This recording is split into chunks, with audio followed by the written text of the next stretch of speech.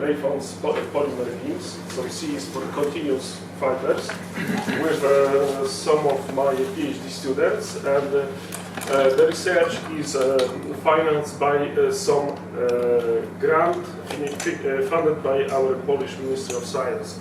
So this is the outline of my talk. First of all, I will tell you a few words about standards for delamination test. Then I will explain what is going on when speaking about elastic couplings, then the delamination modeling in Abacus, and then summary and conclusions. So first of all, if you consider different test specimens made of laminates, there are some standards. For example, for the opening mode, you have STM standard and ISO standard.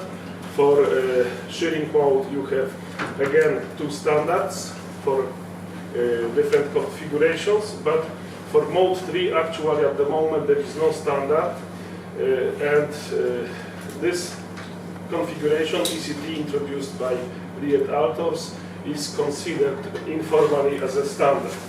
So today I will concentrate on DCB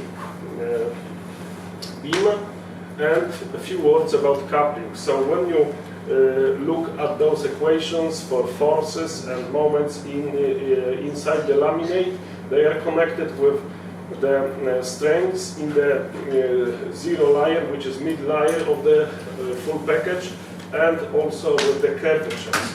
This is the block matrix form of the constitutive equation, and the biggest meaning has this matrix of couplings, which is shown in details here. So if B is totally zero, the laminate is uncoupled, and then you can have different couplings. For example, extension bending, which is reciprocal, shear twisting, and so on.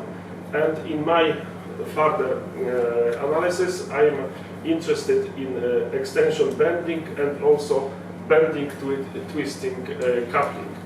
So this is some details of the beam model we used in our computations. It's simple shell models with exploitation of the VCCT technique. We chosen that because we had to consider many configurations with different couplings, so it was easy to reconfigure the model with 18 layers or so. You can see that the mesh was densified along the front of the delamination and also along the edges of the beam because of expected edge effects.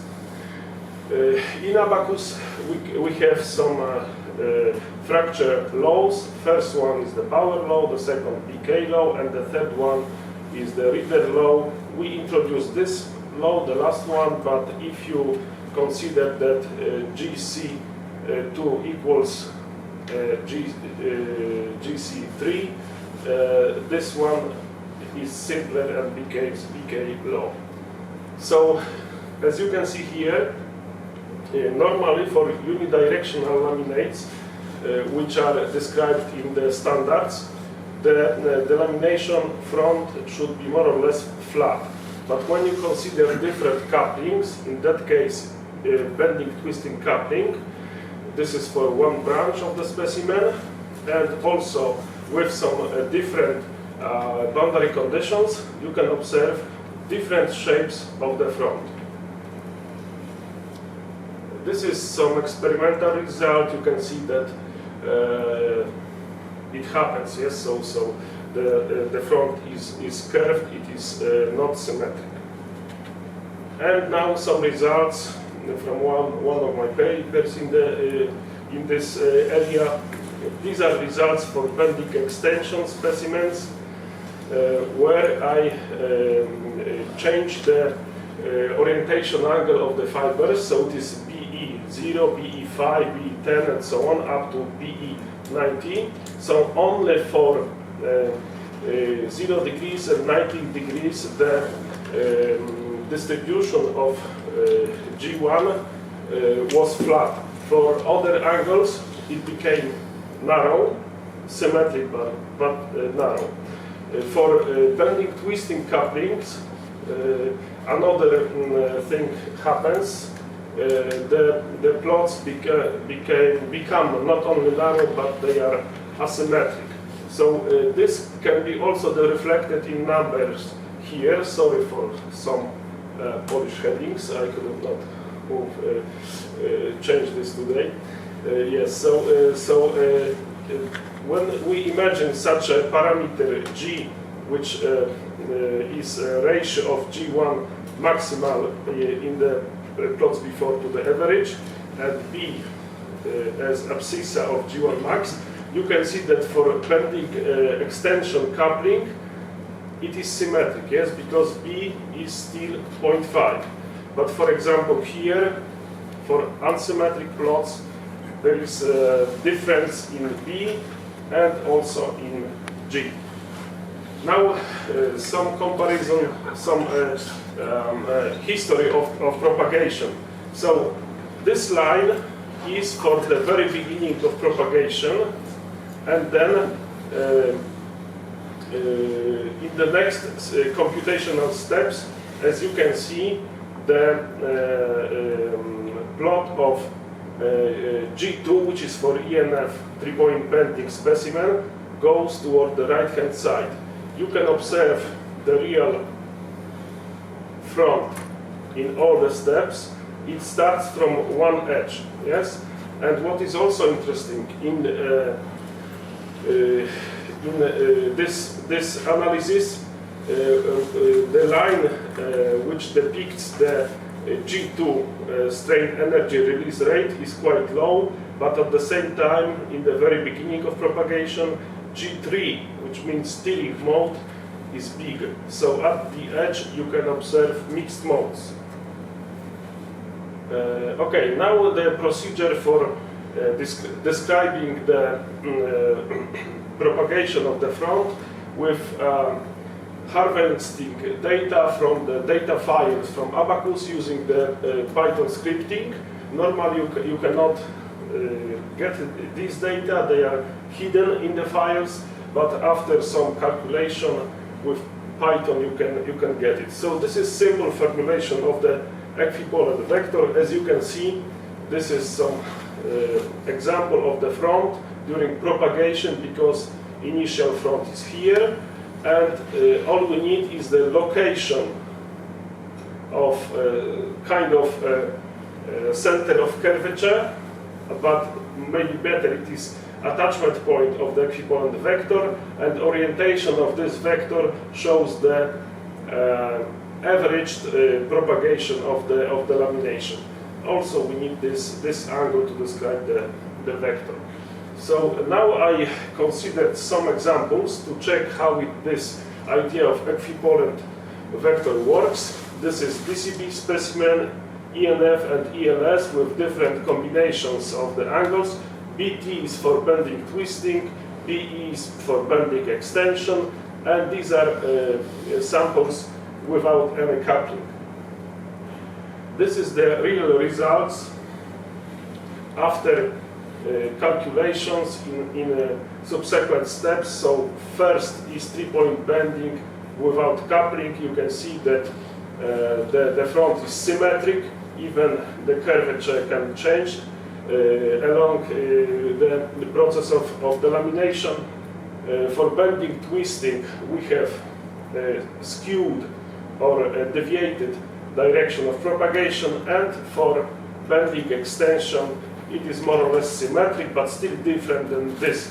Also you can observe that the attachment point of this vector, which is also calculated with Python, is always at the right side of the front. Yes, so this is how it works. Of course, this equivalent vector can be also used for 3D problems. The procedure is ready. So this is my summary. I told you about some standards from test, also about simulations using the VCCT technique, and about the equivalent vector which can track the lamination front. More details you can find in the related papers. Thank you for your attention. Thank you very much. So questions, please. Yes, please. Thank you for the very nice work. So if I understood correctly, if you have the BE coupling, then we should expect a more narrow strain and injury rate distribution. In BE. Yeah, in BE, yeah. Yeah. But then shouldn't we expect the delamination front to be more curved? Because now it's at a more straight front. I don't follow. So if you go back to the slide with the 3 fronts, right? So should you know the next one? Yeah. So your non-coupled layup, you have a curved front. Yes. And the BE coupling, you have a straight front. Yes. But this is exactly opposite to what we see for the. Yes, but also take into account that there is a. This is not a unidirectional laminate. Yes. So the first idea was about 0. Now this is some combination of with the degree 30. So this is not the same. All I can say it is uncoupled, and I really observed that not only in Abacus but also in the experiment that the curvature is switching from convex to concave. It depends also on the anticlastic curvature of the specimen. Thank you. We have some. Yes, please. So you use the shore elements to model the specimen, right? Yes. Sure. Have you tried other elements? Have you considered the locking? Because for the ENF or the DCD, you must the specimen must be subjected to some bending, right, in your simulation. So have you considered this locking effect? Have you compared the different results using different element types? So first of all, our goal was not this, because we wanted to check, to consider, for example, 70 different couplings, different configurations, and the shell model was very effective in changing the layups, but also we compared with 3D models. They are good, but need more time to change the configuration. Yes, is it?